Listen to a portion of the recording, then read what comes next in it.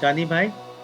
I, there are some songs I find very difficult to sing, कुछ गीत हैं जिन्हें गाना बड़ा मुश्किल होता है मेरे लिए। or rather, I'm never able to sing them.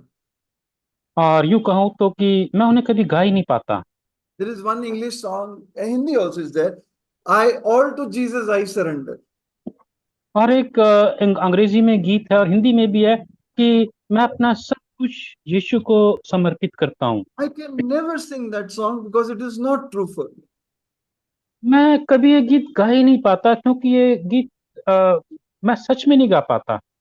Any song that talks about commitment, service, I find very difficult to sing because my conscience keeps convicting me. हर एक ऐसा गीत जिसमें समर्पण की बात हो और कमिटमेंट की बात हो, वो मैं नहीं गा पाता क्योंकि जब भी मैं गाता हूँ तो मेरा विवेक मुझे दोषी ठहराता है।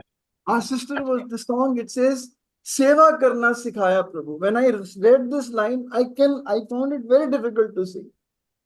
जब बहन ने गीत गाया कि प्रभु ने मुझे सेवा करना सिखाया, और इस लाइन को गाना, मेरे लिए इस लाइन को गाना बड़ा मुश्किल है Because I know how little service I actually do, क्योंकि मैं जानता हूं मैं कितनी कम सेवा करता हूं वास्तविकता में, how many corners I cut, और कितने किनारों को मैं काट देता हूं, how many times I waste my time. कितनी बार मैं अपने समय को बर्बाद कर देता हूं, I make excuses. मैं बहाने करता हूं। Some of the words I'll be speaking to you are going to be a little hard today. और कुछ बातें आपके लिए बड़ी कठोर होंगी आज, But may the Lord speak to you and me. लेकिन प्रभु आपसे और मुझसे बात करे। Shall we turn to Luke chapter 7, verse 1 to 9? Luke chapter 7 and read from verse 1 to 10. Quickly. और आइए हम लूका 7 अध्याय उसकी 1 से लेकर 10वीं आयत तक पढ़ेंगे। सिर्फ हिंदी में पढ़, हिंदी में ही पढ़ेंगे। जब वह लोगों से ये सारी बातें कह चुका तो कफरनहूम में आया। वहां किसी सूबेदार का एक दास जो उसका प्रिय था, बीमारी से मरने पर था। उसने यीशु की चर्चा सुनकर यहूदियों के कई फौजियों को उससे यह विनती करने को उसके पास भेजा कि आकर मेरे दास को चंगा कर। वे यीशु के पास आए और उससे बड़ी विनती करके कहने लगे, वह इस योग्य है कि तू उसके लिए करे, क्योंकि वह हमारी जाति से प्रेम रखता है और उसी ने हमारे आराधनालय को बनाया है। यीशु उनके साथ गया, पर जब वह घर से दूर न था तो सूबेदार ने उसके पास कई मित्रों के द्वारा कहला भेजा, हे प्रभु, दुख ना उठा, क्योंकि मैं इस योग्य नहीं कि तू मेरी छत के तले आए।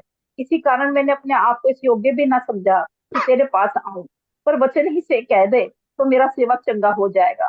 मैं भी पराधीन मनुष्य हूँ और सिपाही मेरे हाथ में है, और जब एक को कहता हूँ जा तो वह जाता है, और दूसरे से कहता हूँ आ तो आता है, और अपने किसी दास को कि ये कर तो वह उसे करता है। ये सुनकर यीशु को अचंभा हुआ और उसने मुंह फेर कर उस भीड़ से जो उसके पीछे आ रही थी कहा, मैं तुमसे कहता हूँ कि मैंने इज़राइल में भी ऐसा विश्वास नहीं पाया। और भेजे हुए लोगों ने घर लौटकर उस दास को चंगा पाया।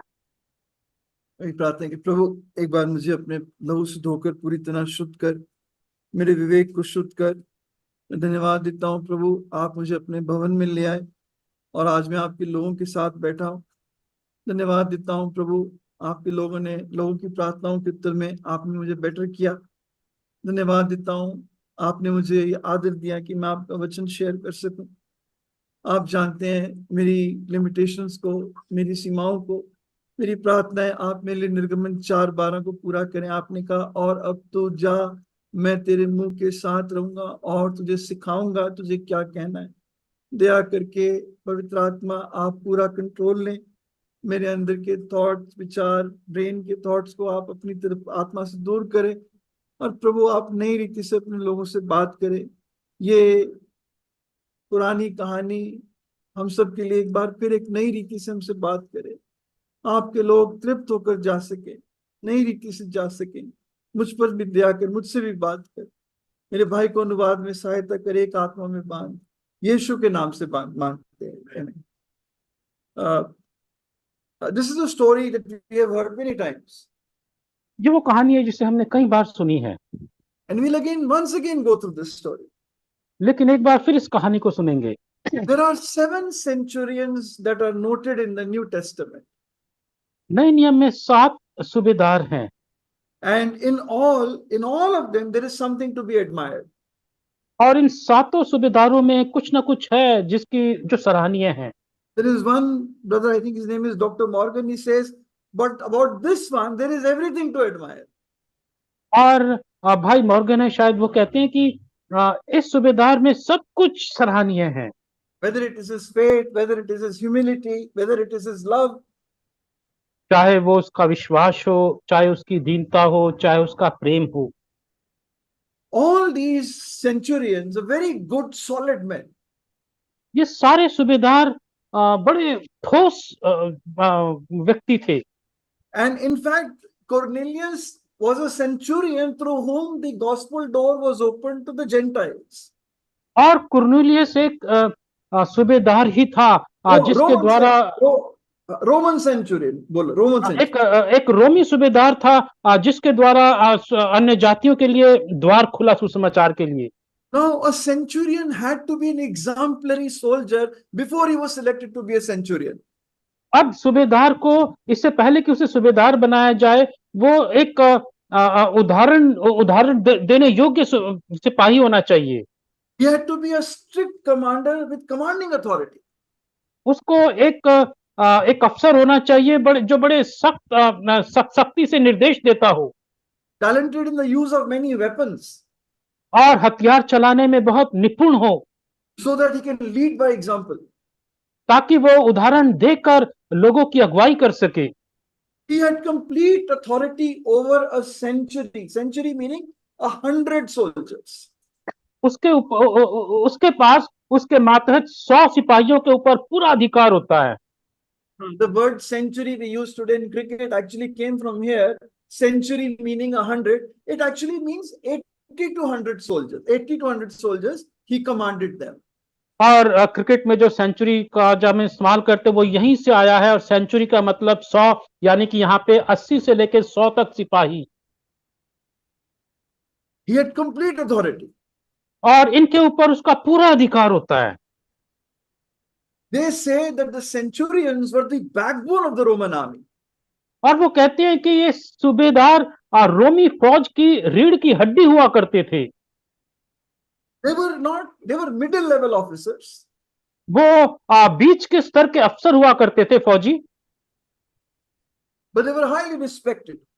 लेकिन वो बहुत आदरणीय अफसर हुआ करते थे। Now, here we once again are looking at the town of Capernaum. और यहाँ पर एक बार फिर हम कफरनहूम के शहर को देखते हैं। It's a trading town. ये व्यापार का शहर था। It is linking the trade route between Damascus and Egypt. और मिस्र और दमिश्क की जो व्यापार की सड़क थी उसको जोड़ता था ये। And it was very prosperous. और ये बहुत खुशहाल था। So the Romans had put a garrison. It was a Roman garrison town. तो इसलिए यहाँ पे रोमी फौज की टुकड़ी रहा करती थी। To give them protection, to have law and order. ताकि वहां पर कानून और व्यवस्था बनाई जा सके और उनकी सुरक्षा हो सके। Plus other government officers were also there. और इनके अलावा और दूसरे सरकारी अफसर भी वहां पे हुआ करते थे। So they say that there was a detachment of soldiers, probably a century of soldiers, 80 to 100 soldiers, which were in this garrison, under the control of this Capernaum Roman centurion. तो इस कफरनहूम में जो ये जो सूबेदार था, इसके अधीन करीबन 80 से 100 तक सिपाही थे जो इसके पूरे अधीनता में थे। So this centurion is a centurion at Capernaum. तो ये सूबेदार कफरनहूम में जो रोमी फौज की टुकड़ी थी उसका सूबेदार था। It's very interesting. He had built the synagogue in Capernaum. बड़ी दिलचस्प बात है, इसने कफरनहूम में आराधनालय बनवाया था। In that you see several times the Lord is preaching in that synagogue. The Lord heals a man in that synagogue. और आप कई बार प्रभु को इस कफरनहूम के आराधनालय में प्रचार करते हुए देखते हो, और प्रभु यीशु मसीह ने इस कफरनहूम के आराधनालय में लोगों को चंगाई दी।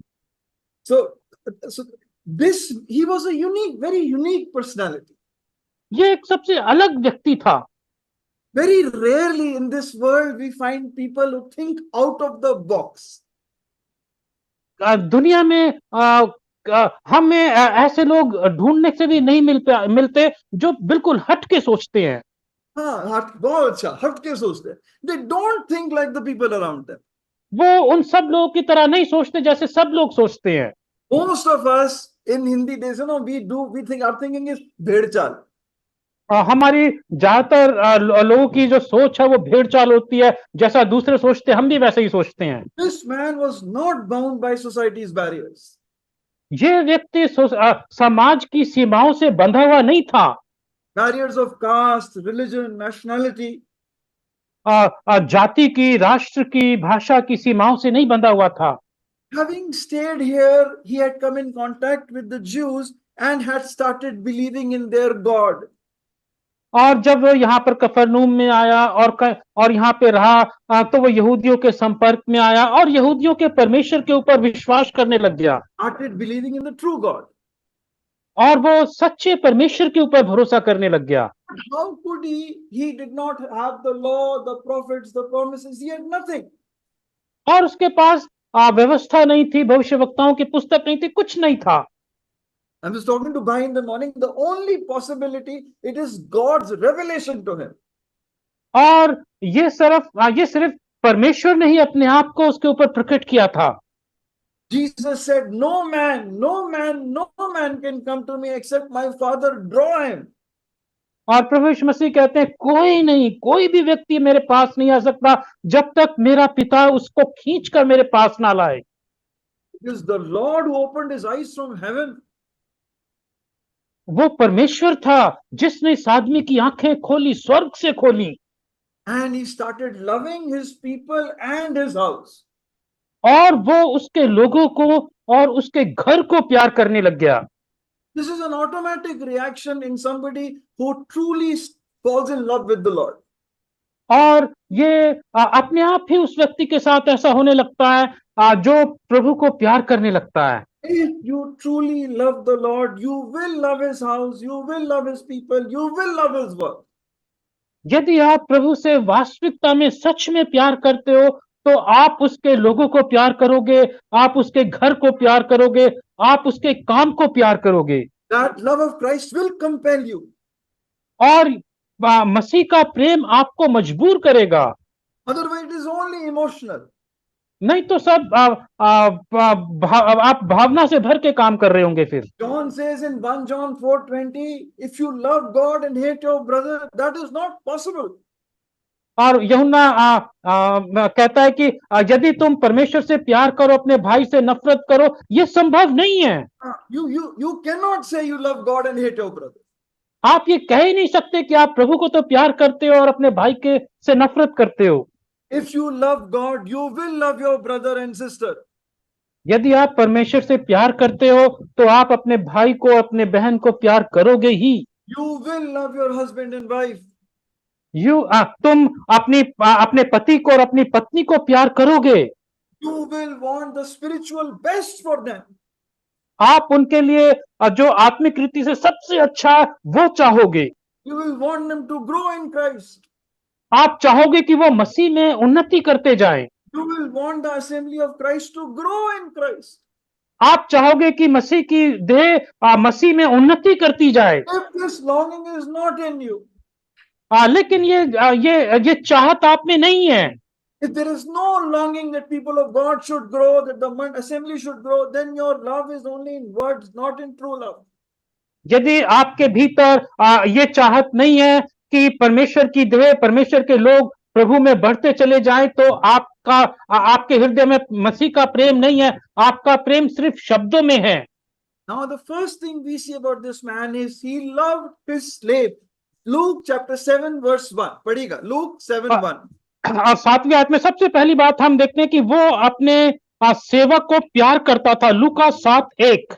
हाँ भाई, गुलाम। जब मैं लोगों से ये सारी बातें कह चुका तो कफरनहूम में आया। भाई आगे दूसरी आयत। दूसरी आयत। वहां किसी सूबेदार का एक दास था जो उसका प्रिय था, बीमारी से मरने पर था। भाई दास नहीं, the right word is slave, bond slave, गुलाम था। वहां पर उसका एक गुलाम था। Now, in their society, slaves had no value. उनके समाज में गुलामों की कोई औकात नहीं होती थी, Only a price on which they were bought. सिर्फ कीमत होती थी, उस कीमत देकर उनको खरीदा जाता था। They were a property. वो संपत्ति होती थी, They were the lowest of the low. वो नीचों में से भी सबसे नीचे थे। Versus this man, he is a top Roman officer in that area. लेकिन उस इलाके में सबसे बड़ा रोमी अफसर था, And one of the top Roman officers, one of the most respected, most powerful people in that area. वो उस इलाके में उच्च अधिकारियों में से एक उच्च अधिकारी था और सबसे अच्छा अधिकारी था। High status, he had wealth also. उसका बड़ा ऊंचा पद था, पैसा भी था, But he loved his slave. लेकिन वो अपने गुलाम को प्यार करता था। Matthew 8:6, he says, he comes to the Lord and says, my slave is terrible, is suffering terribly, and he's paralyzed, suffering terribly. और मती कहता है कि मेरा गुलाम बड़ी बुरी तरह से बीमार है। नहीं, मत्ती 8:6 में लिखा है। मती 8:6 में लिखा है, He says, my servant is paralyzed and is terribly suffering. मेरा सेवक घर में लकवा रोग से बहुत दुखी पड़ा है, He has become useless. वो बेकार हो गया है। Their normal process was, if a slave has become useless, you can throw him out, you can even kill him. He's only a property. It is worthless. और आम रीति से क्या होता था कि यदि कोई गुलाम बेकार हो जाता था तो आप उसको फेंक दो या उसको मार दो, वो तो एक संपत्ति ही है। Suppose your phone becomes bad, it cannot be repaired. Bottle becomes bad, it cannot be repaired. You throw it out. It is only property. उदाहरण के लिए यदि आपका फोन खराब हो जाता है, ठीक नहीं किया जा सकता, वो आप उसको फेंक देते हो, ये तो एक संपत्ति है सिर्फ। Like that, they treated the slaves also. और इसी तरह से वो गुलामों के साथ भी व्यवहार करते थे। Anybody else would have thrown out the slave or maybe even killed him. और यदि कोई और व्यक्ति होता तो वो इस गुलाम को फेंक देता या फिर मार देता। But he loved him so much, he must have gone to so many doctors somehow to save the slave. लेकिन वो इस गुलाम को प्यार करता था और इसलिए वो कई डॉक्टरों के पास गया होगा। Then he came to Jesus. और फिर वो यीशु के पास आया। Both the slave and the master were on opposite sides of the gap. दोनों गुलाम और मालिक बिल्कुल विपरीत छोर पर थे। But he bridged the gap with his love. लेकिन उसने इस गैप को, अंतर को अपने प्यार से भर दिया। In his heart, there was no difference of caste, nationality, religion, creed, nothing. उसके हृदय में जाति का, राष्ट्र का, भाषा का कोई भी भेदभाव नहीं था। No high status, low status. कोई ऊंचा पद, नीचा पद, कुछ ऐसी बात नहीं थी। He looked at human being as a human being. वो मनुष्य को मनुष्य में मनुष्य देखता था And he loved him. और वो उसको प्यार करता था। Bridged the gap with his love. अपने प्यार से अपने और उसके गुलाम के बीच के अंतर को भर दिया। We are the chosen people. हम चुने हुए लोग हैं। We have the law, the prophets, and the promises. हमारे पास व्यवस्था है, भविष्यवक्ता है, प्रतिज्ञाएं हैं। But be honest with yourself. Honest with yourself. There are so many gaps of caste, religion, nationality, class in our mind. आप ईमानदारी से देखिए, हमारे दिमाग में बहुत सारी फासले भरे हुए हैं, जाति को लेकर, पद को लेकर, ऊंच नीच को लेकर। In the assembly, there are still people who have problems about caste. मंडली में अभी भी लोगों के बीच में जाति को लेकर समस्याएं बनी हुई हैं। About class. श्रेणी को लेकर समस्याएं बनी हुई हैं। About language or region. भाषा या इलाके को लेकर समस्याएं बनी हुई हैं। One event where this is most seen is when marriage is going to happen. और एक जगह जहां पे ये भेदभाव बहुत देखा जाता है वो शादी में। The moment issue of marriage comes, oh, we are finding the will of God. जैसे ही शादी का विषय आता है वो कहते हैं कि हम तो प्रभु की इच्छा को खोज रहे हैं। But within, in the heart, they are looking at, is he from Andhra Pradesh? Is he from Punjab or not? लेकिन अपने दिल में वो ये देख रहे होते हैं ये आंध्र प्रदेश से है या फिर ये पंजाब से है, even caste. और जाति भी देखते हैं वो। Isn't it a shame? क्या ये शर्मनाक बात नहीं है? In one place, Paul says, I say this to your shame. I think in Galatians he says that. और वो गलतियों में कहता है कि पौलुस कहता है कि मैं तुम्हें शर्मिंदा करने के लिए ये बात कहता हूं। Isn't it shameful that a believer has these kind of divisions in his mind? क्या ये शर्मनाक बात नहीं है कि एक विश्वासी के दिमाग में ये भेदभाव अंतर भरा हुआ है?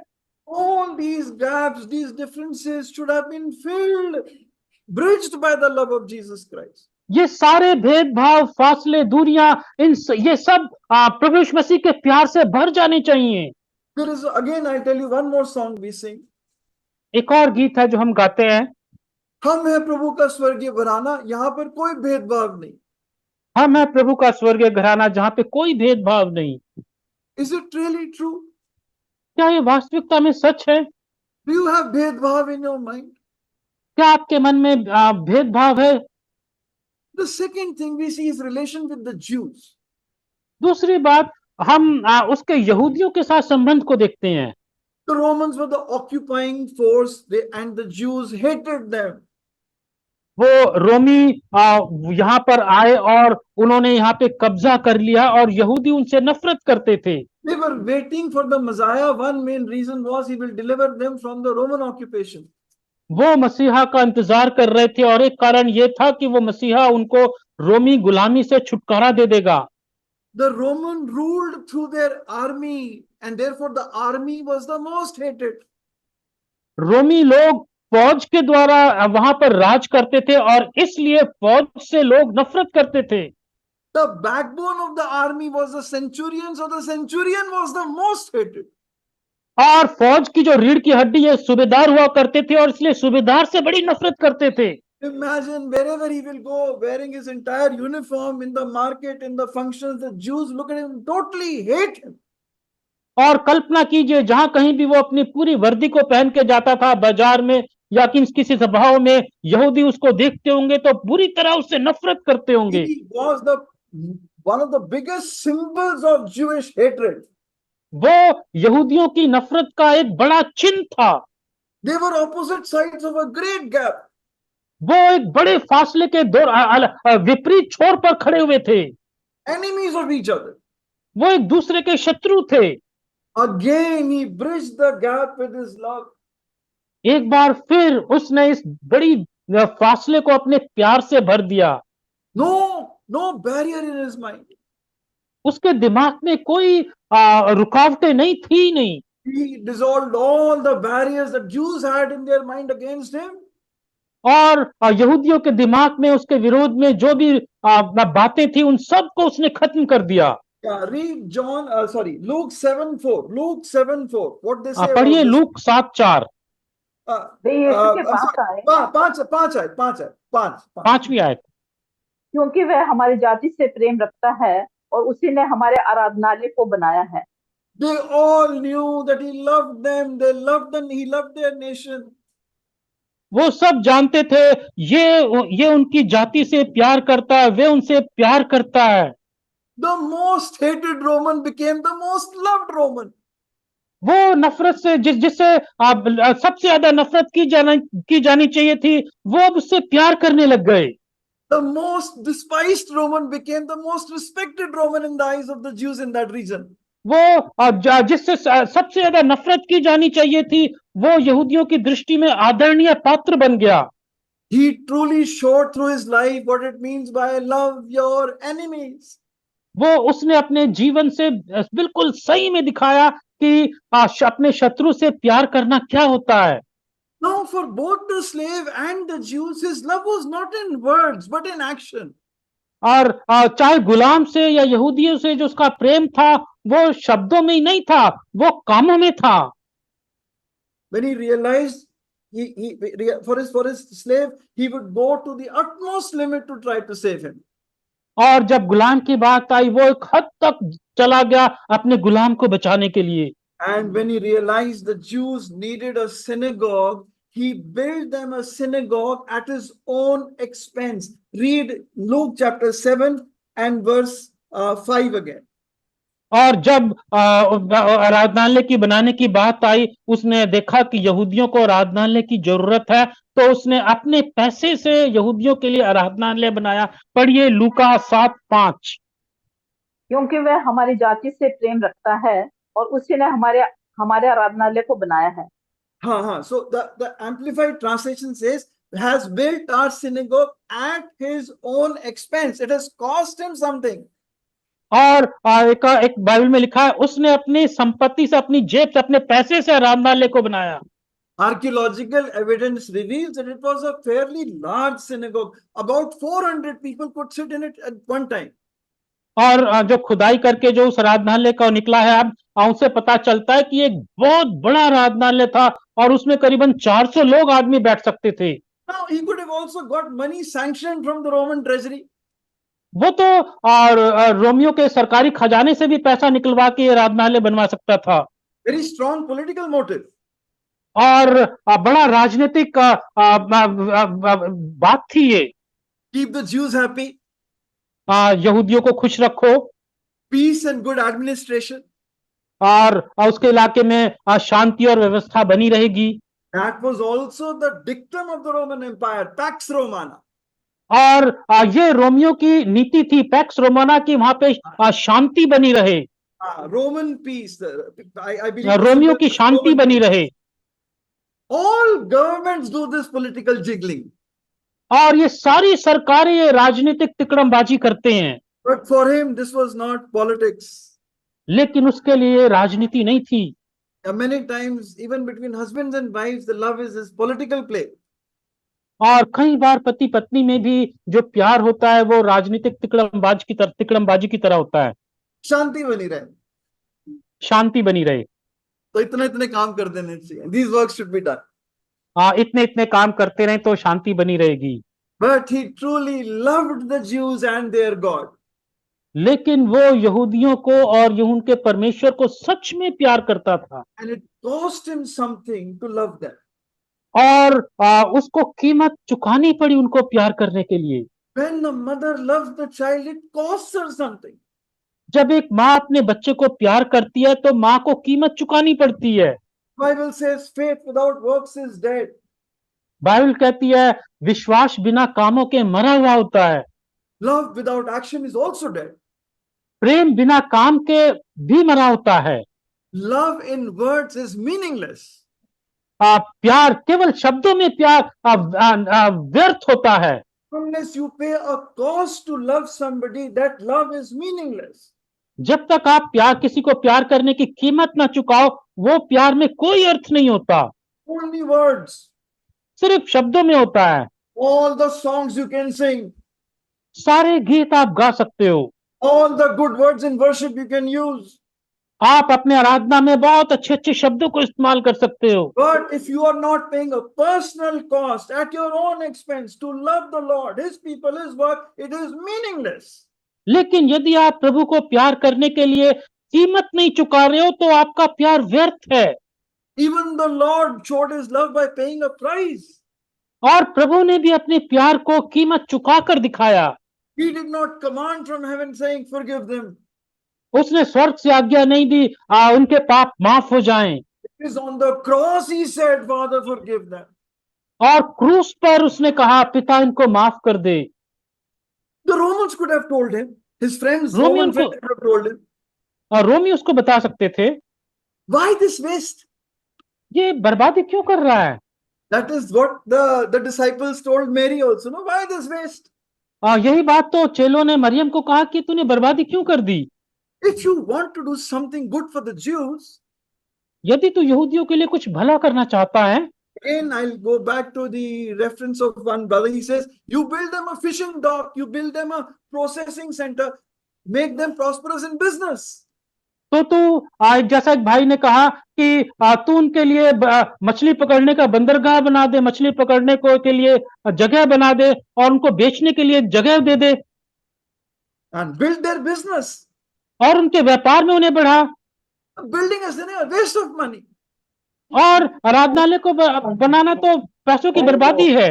He must have faced lot of ridicule even from the Romans. और रोमियो ने उसका बड़ा मजाक उड़ाया होगा। Because how could they regard this man who started loving the enemy? और ये कैसे रोमी कैसे उस आदमी को इज्जत भरी निगाहों से देख सकते हैं जो अपने शत्रुओं जो उनके शत्रुओं से प्यार करने लग गया हो। You must be willing that the world will ridicule you. आप तैयार रहें कि संसार आपका मजाक उड़ाएगा। You think you love the Lord, you work for him, the people will give you high regard. No, they will dishonor you, humiliate you. आप सोचते हैं कि आप प्रभु को प्यार करोगे, उसके काम को से प्यार करोगे तो लोग आपकी इज्जत करेंगे। नहीं, लोग आपका मजाक उड़ाएंगे। They would have said, why this waste? वो कहेंगे ये बर्बादी क्यों? But for him, God's people needed a place to gather. लेकिन उसके लिए तो ये था कि परमेश्वर के लोगों के लिए इकट्ठा होने की एक जगह चाहिए। So he invested his time and money to build the house of God. तो उसने अपना समय दिया, पैसा दिया परमेश्वर का घर बनाने के लिए। And the time and money you invest in the house of God is never wasted. और प्रभु के घर को बनाने के लिए जो पैसा और जो समय देते हो वो कभी बर्बाद व्यर्थ नहीं होता। When I say house of God, I don't mean this building. जब मैं परमेश्वर का घर कहता हूं तो ये बिल्डिंग का मतलब नहीं है। I mean us as an assembly, a house of God. परमेश्वर का घर का मतलब परमेश्वर के लोग जो उसका घर हैं। Therefore Paul says, your labor in the Lord is not in vain. इसलिए पौलुस कहता है प्रभु में तेरी मेहनत व्यर्थ नहीं है। This was this man, this centurion. ये था ये आदमी सूबेदार। The third thing about him we see is his amazing faith. और तीसरी बात उसके विषय में देखते हैं, बड़ा अद्भुत विश्वास। He had already known about Jesus because he was a centurion there and they kept track of all the activities going on. उसने यीशु के बारे में पहले ही सुन रखा था क्योंकि वो वहां पे सूबेदार था और उसके पास सारी खबरें यीशु के पास आती होगी। Thousands of people were following the Lord. Definitely he would have known about these incidents.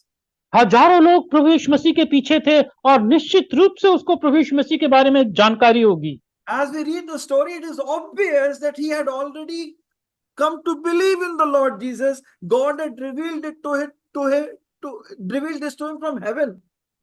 और जब हम कहानी को पढ़ते हैं तो ऐसा लगता है कि वो प्रभु यीशु मसीह के ऊपर विश्वास करने लग गया होगा।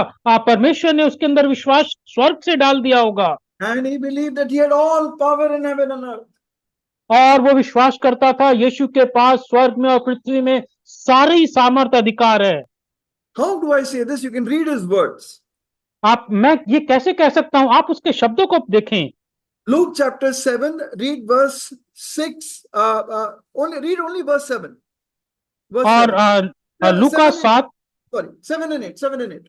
लूका 7 और उसकी 7वीं और 8वीं आयत पढ़ें। इसी कारण मैंने अपने आप को इस योग्य भी न समझा कि तेरे पास आऊं, पर वचन ही कह दे तो मेरा सेवा चंगा हो जाएगा।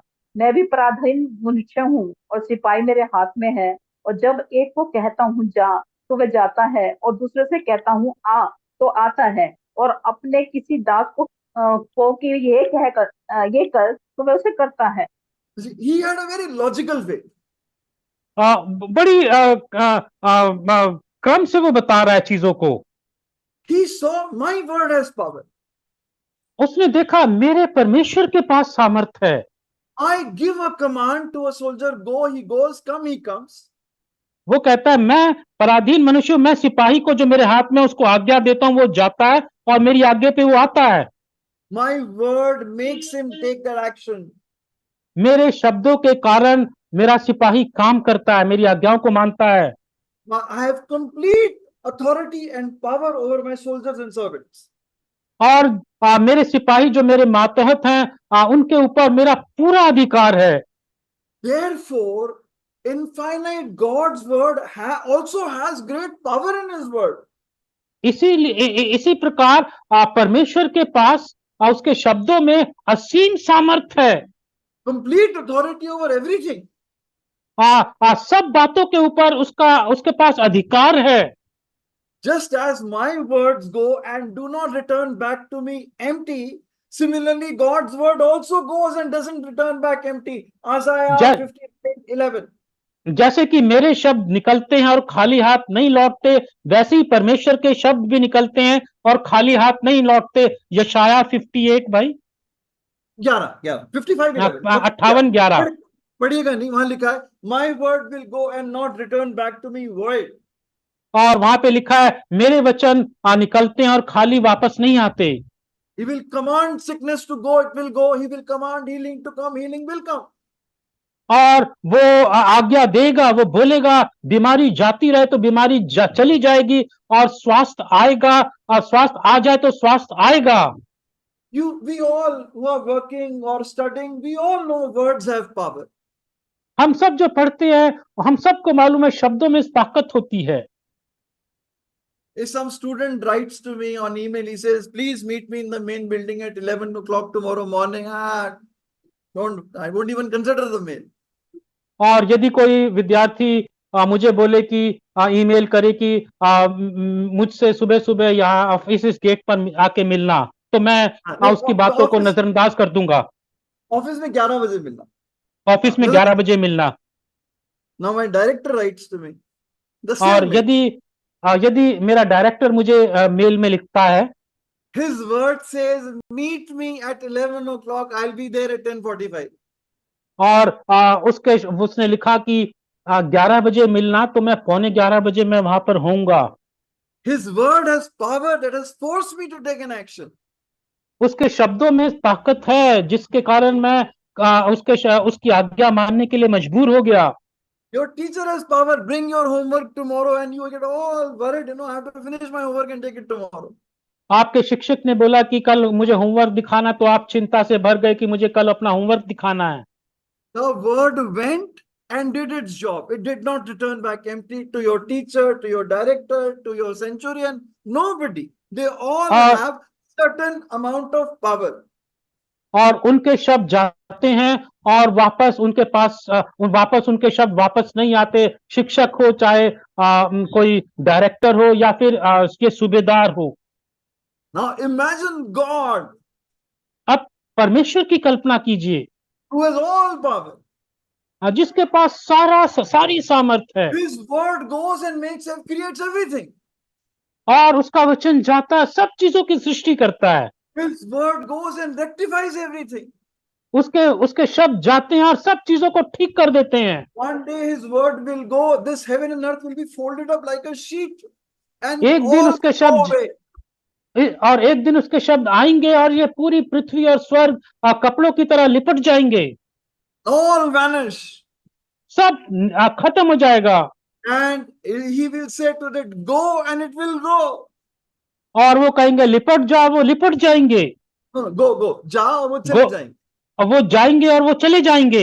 And he will command a new heaven and a new earth to come, and they will come.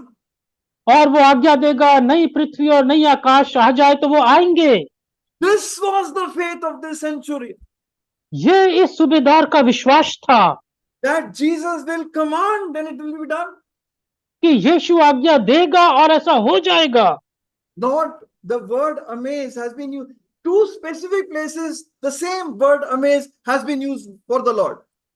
और ये शब्द अमेज, आश्चर्यचकित हो ना, ये 2 जगहों पर और लिखा हुआ है।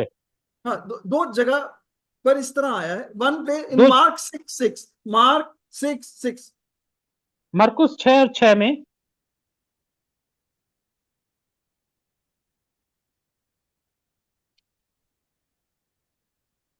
और उसे उसके अविश्वास पर आश्चर्य हुआ। और वह the same word amaze, आश्चर्य तो बहुत हल्का वर्ड है, अमेज का मतलब वो बहुत चक्का रह गया। प्रभु के लिए ऐसा वर्ड इस्तेमाल किया है, he was amazed. और वो बहुत चक्का हो गया, रह गया। And here about this centurion's faith, the Lord is amazed. और यहाँ पे सूबेदार के विश्वास को देखकर प्रभु बहुत चक्का रह गया। At one place, the Lord is amazed when he sees his own chosen people have no faith. और एक जगह प्रभु बहुत चक्का रह गया कि उसके चुने हुए लोगों के पास विश्वास है ही नहीं। On the other side, he is amazed that this outsider has such amazing faith. दूसरी तरफ प्रभु बहुत चक्का रह गया कि ये जो बाहर का व्यक्ति है, इसके पास ऐसा विश्वास है। This man had a wonderful, wonderful testimony amongst his sworn enemies. और इस व्यक्ति का एक बड़ी अद्भुत गवाही थी उसके शत्रुओं के बीच में।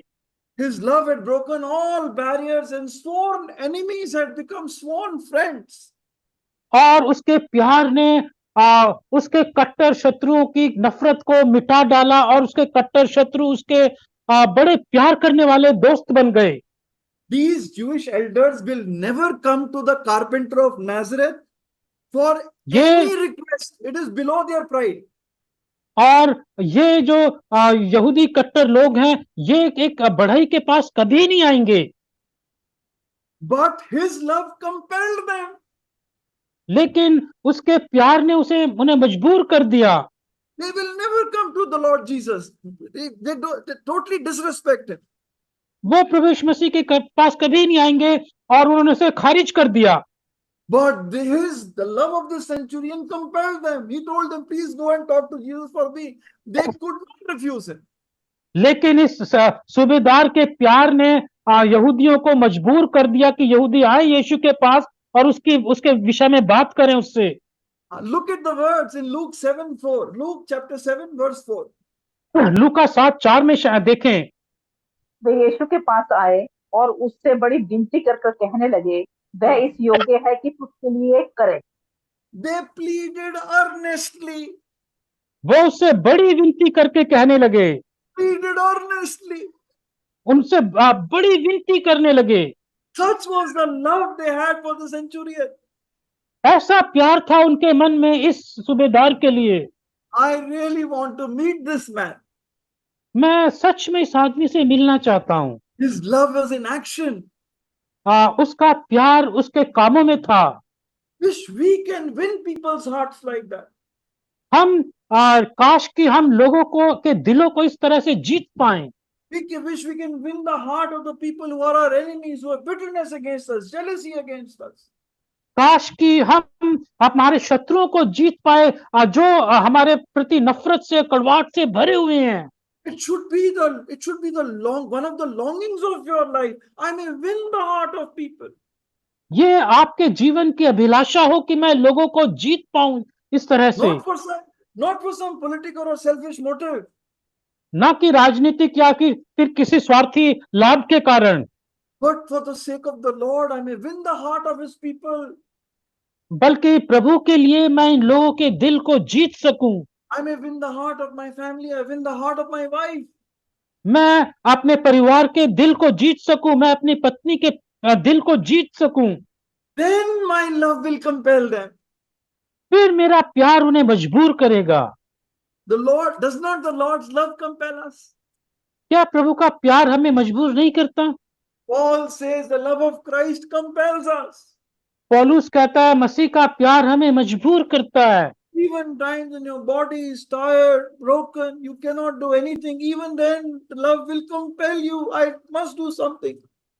और जब आपका शरीर पूरी तरह से थका हुआ होता है, टूटा हुआ होता है, प्रभु का प्यार आपको मजबूर करता है कि मैं उसके लिए कुछ करूंगा। Such wonderful testimony this man had. ऐसी अद्भुत गवाही थी इस आदमी की। It is a shame sometimes that outsiders have better testimony than the chosen people of God. और बड़े शर्म की बात है कि बाहर के लोगों के पास ऐसी गवाही होती है और जो चुने हुए लोग होते हैं उनके पास ऐसी गवाही नहीं होती। These so-called outside believers have much better testimony than us thugger believers regarding their family, their job, their studies, their neighbors. और ऐसे विश्वासियों के पास ऐसी गवाही होती है और ऐसे विश्वासी जो इतने सालों से विश्वास किए हुए हैं उनके पास ये गवाही नहीं होती ऐसी। Their life is an epistle to Christ. ये उनका जीवन मसीह की पत्री होती है। Corinthians, Paul says, you are an epistle of Christ known and read by all men. You are a letter of Christ known and read by all men. और कुरिन्थियों में पौलुस कहता है कि तुम आप परमेश्वर की पत्री हो जिसे लोग पढ़ते हैं। They may not read the Bible. वो बाइबल को ना पढ़ते हो। They may hate the Bible. वो बाइबल से नफरत करते हो। I'll be very honest. I'm not being proud. I'm being very honest with you. My father hated the Bible. मैं घमंड नहीं कर रहा, बल्कि बड़ी ईमानदारी से बता रहा हूं, मेरे पिता बाइबल से नफरत करते हैं। I can say because he 2 times he tore the Bible, हाँ, क्योंकि मैं कह सकता हूँ कि 2 बार उन्हें बाइबल को पाड़ दिया, but there was one letter of Christ he could not tear. लेकिन एक प्रभु की चिट्ठी है, पत्री है, जिसे वो फाड़ नहीं सकते, And that was me. और वो मैं हूं। In spite of all my weaknesses and failures, the Lord kept on speaking to him through my life. और मेरी सारी कमी और असफलताओं के बावजूद प्रभु मेरे जीवन से उनसे बात करता रहा। 1996, I was in a very bad state. 1996 में बुरी बुरी हालत में था। I had developed a very big major infection in my hip joint, and it was pus was coming out like a tap. और मेरे हिप जॉइंट में बड़ा संक्रमण हो गया, और पस उसमें से निकल रहा था, जैसे नल में से पानी निकलता है। I couldn't even get up from the bed. I was in so much pain to walk. और मैं बिस्तर से खड़ा नहीं हो सकता था, और चल नहीं पाता था। And my parents didn't know what to do. और मेरे माँ बाप को मालूम ही नहीं था कि क्या करें। One day my father comes to me. एक दिन मेरे पिता मेरे पास आते हैं। I was also very tense. I was also praying. I was also worried. मैं भी बड़ा तनाव में था, मैं भी प्रार्थना कर रहा था, मैं भी बड़ी चिंताओं में था। But he told me, लेकिन उसने मुझे बोला, honest truth I'm telling you, honest truth. और बिल्कुल ईमानदारी से मैं सच्चाई को बता रहा हूँ। He says, Beta, I get up at 4 in the morning because I am so worried. वो कहते हैं कि बेटा, मैं 4 बजे उठ जाता हूँ क्योंकि मैं बहुत चिंता में होता हूँ। But there is a peace you have that I don't have. लेकिन तेरे में एक ऐसी शांति है जो मेरे पास नहीं है। No, truly I'm telling you, I was really worried. और सच में मैं कहता हूँ कि मैं सच में बड़ा बेचैन था, चिंतित था। But even then he could see a peace in me he did not have. लेकिन फिर भी वो मुझ में एक शांति को देख सके जो उनके पास नहीं थी। You are the epistle of Christ. आप मसीह की पत्री हैं। People read you as you walk in the streets, as you go to work, as you live in your neighborhood. और लोग आपको पढ़ते हैं जब आप सड़कों पे गलियों में जाते हैं, काम में काम करते हैं, लोग आपके जीवन को पढ़ते हैं। They will never open a Bible, but they have to read you every day. वो बाइबल को कभी नहीं खोलेंगे, लेकिन वो हर रोज आपके जीवन को पढ़ेंगे। The letter of Christ is what? The letter of Christ talks about his love, mercy, forgiveness, holiness. और ये मसीह की पत्री क्या है? मसीह की पत्री उसकी दया को, उसके अनुग्रह को, उसकी धार्मिकता को, उसकी पवित्रता को दिखाती हैं। It talks about his kindness. It talks about his goodness towards all of us. वो उसकी करुणा को के बारे में बताती है, उसकी भलाई जो हमसे वो करता है उसके बारे में वो बताती है। It talks about giving no appearance of evil. वो दुष्टता की दिखाए जाने का भी विरोध करती है। To have a very clear testimony. कि बड़ी साफ और स्पष्ट गवाही हो। Do people read that in my life and your life? क्या लोग आपके जीवन में उसको पढ़ते हैं और मेरे जीवन में लोग उसको पढ़ते हैं? Do they see the love, kindness, forgiveness, holiness of God through your life? क्या लोग आपके जीवन में परमेश्वर की पवित्रता को, परमेश्वर की दया को, अनुग्रह को देख पाते हैं आपके जीवन में? You not only preach the gospel by giving a track or sharing your testimony, you also preach the gospel through your life 24/7. आप ना केवल किसी को वचन सुनाकर या ट्रैक देकर प्रचार करते हो, बल्कि आप 24 घंटे और 7 दिन आप अपने जीवन से प्रभु का प्रचार भी करते हो। Now we have seen this man was an amazing man. अब हम देखते हैं कि यह आदमी बड़ा अलग किस्म का आदमी था। His life was an example in love, in faith, and now we will see in humility. उसका जीवन विश्वास में उदाहरण देने वाला, प्यार में उदाहरण देने वाला जीवन था। अब उसकी दीनता को देखेंगे। Everybody had great regard for him. सब लोग इसका बड़ा आदर करते थे। But he realized that he is totally unworthy. लेकिन उसको एहसास है कि वो बिल्कुल सब के लायक नहीं है। We don't have time to read in Luke chapter 7. When the elders came, they said to the Lord, this man is worthy that you should do this for him. अब 7वीं आयत में पढ़ते हैं कि जब वो प्राचीन उसके पास आए तो वो कहते हैं कि प्रभु, ये आदमी इस लायक है कि तू उसके लिए ऐसा करे, But he says, Lord, I am not worthy that you should come to me. लेकिन वो कहता है कि प्रभु मैं इस योग्य नहीं हूं कि तू मेरे घर में आए। They say he is worthy. वो कहते हैं कि वो इस लायक है, His testimony is he is worthy. उसकी गवाही है, कहती है कि वो इस लायक है, But he knows I am not worthy. लेकिन वो जानता है कि मैं लायक नहीं हूं। He built the house of God. उसने परमेश्वर के घर को बनाया, But he says, Lord, my house is not worthy that you should come. लेकिन वो कहता है मेरा घर इस लायक नहीं है कि तू मेरे घर में आए। His testimony in the world is he is worthy. और उसका संसार में उसकी गवाही है कि वो इस लायक है, But in front of God, he knows my good works are like filthy rags before him. लेकिन वो जानता है कि मेरे काम मैले फटे चिथड़ों के समान हैं। We see him, he is truly broken from inside. He is completely, he knows his true reality. और हम देखते हैं कि वो सच में अंदर से टूटा हुआ है और वो अपनी वास्तविकताओं को जानता है। In front of the Lord, I am always unworthy. प्रभु के सम्मुख मैं हमेशा अयोग्य रहूंगा। Whenever I come to the Lord, I realize, Lord, I cannot stand before you without your blood. जब कभी मैं प्रभु के पास सामने आता हूं तो मुझे एहसास होता है कि प्रभु मैं तेरे लहू के बगैर तेरे सम्मुख आ ही नहीं सकता। I thank you that you love a man like me. मैं तेरा धन्यवाद करता हूं, तूने मुझ जैसे आदमी से प्यार किया। I come to you just as I am. मैं तेरे पास जैसा मैं हूं वैसे ही आ जाता हूं, Whatever regard people might have. चाहे लोग मेरा कितना भी आदर करें। Lord, I know my reality. प्रभु लेकिन मैं अपनी सच्चाई को जानता हूं। I know my dark and deep sins. मैं अपने काले और गहरे पाप को जानता हूं। My deep ego, pride, jealousy, greed.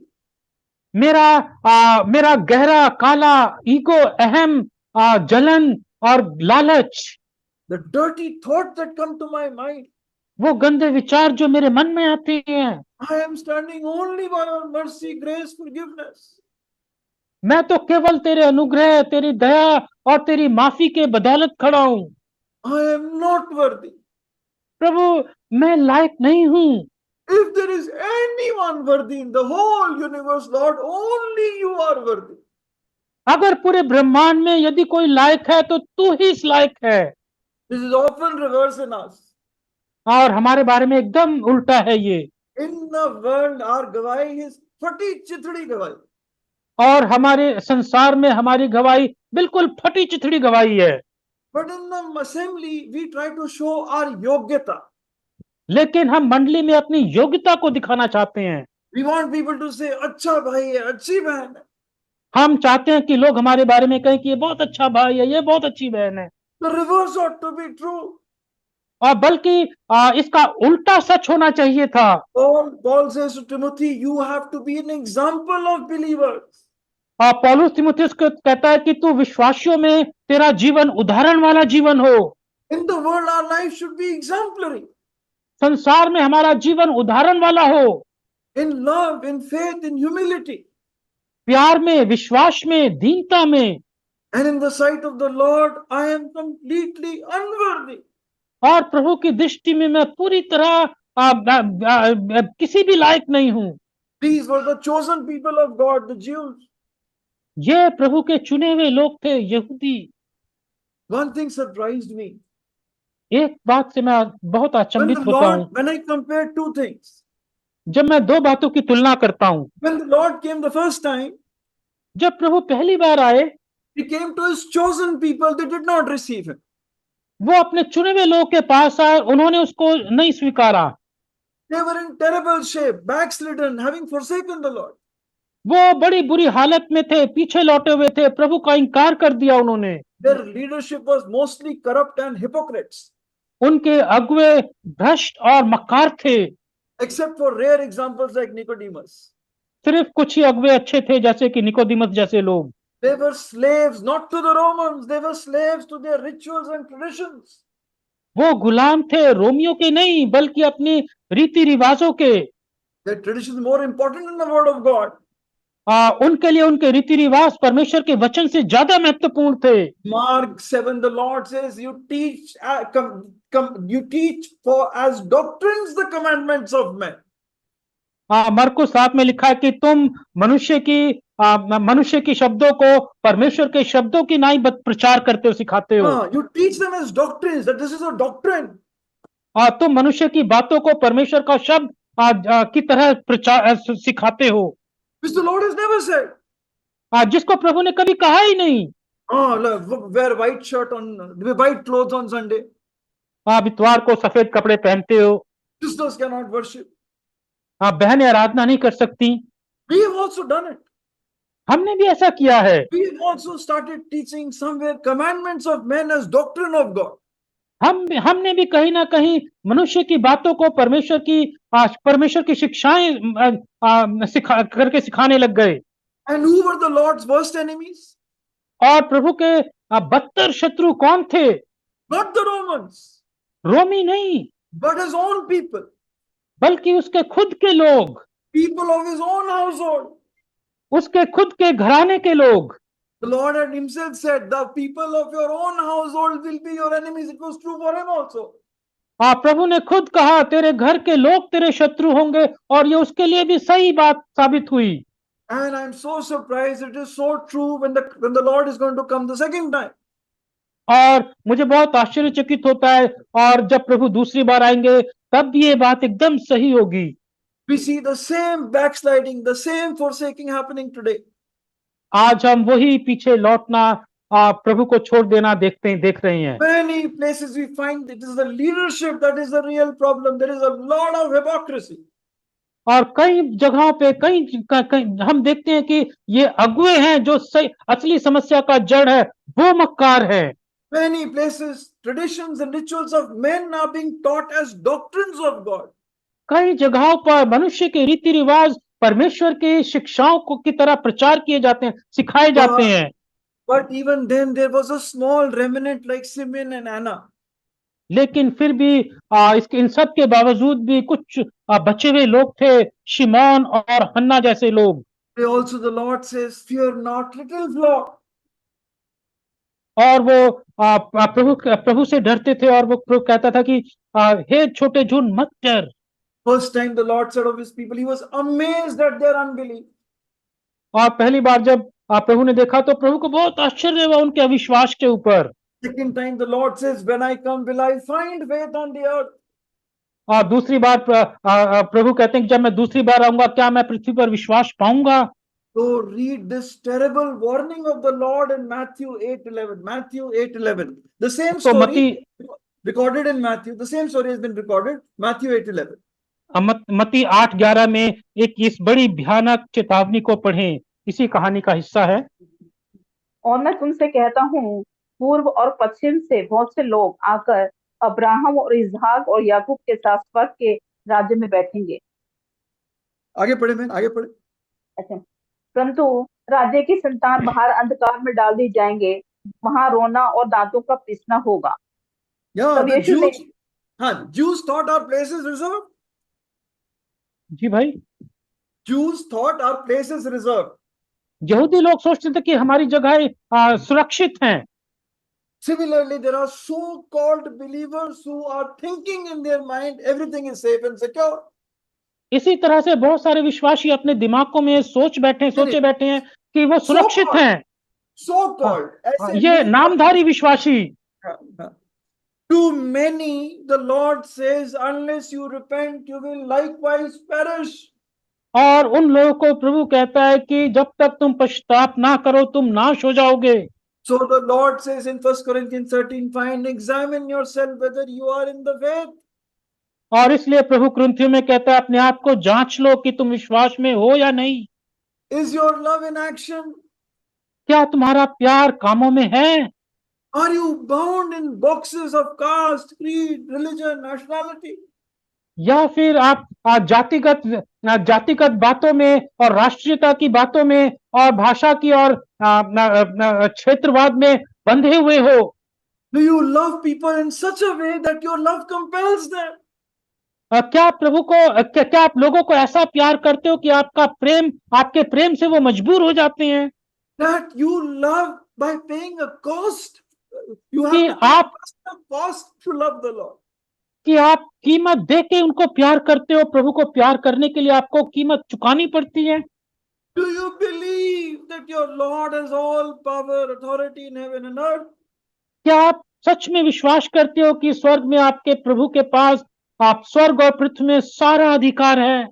And I tell you honestly, I say this word, but when the situation comes, I am not able to believe. मैं आपको बड़ी ईमानदारी से कहता हूं, मैं ये सारी बातें कह तो रहा हूं, लेकिन जब परिस्थितियां आती हैं तो मैं खुद विश्वास नहीं कर पाता। And then finally, do we have a testimony in the world, people around us? और फिर अंत में क्या जो लोग हमारे चारों तरफ इस संसार में हैं, क्या उनके बीच में हमारी गवाही है? And in front of the Lord, do I come and say, Lord, I am totally and completely unworthy? और फिर प्रभु के पास जब मैं आता हूं, क्या मैं सच में कह पाता हूं सच्चाई में कि मैं किसी लायक नहीं हूं? Examine yourself whether you are in this true faith. आप अपने आप को जांच ले, क्या आप इस सच्चे विश्वास में हैं या नहीं? Come, let us go in the Lord's table. आइए हम प्रभु की मेज में जाएं।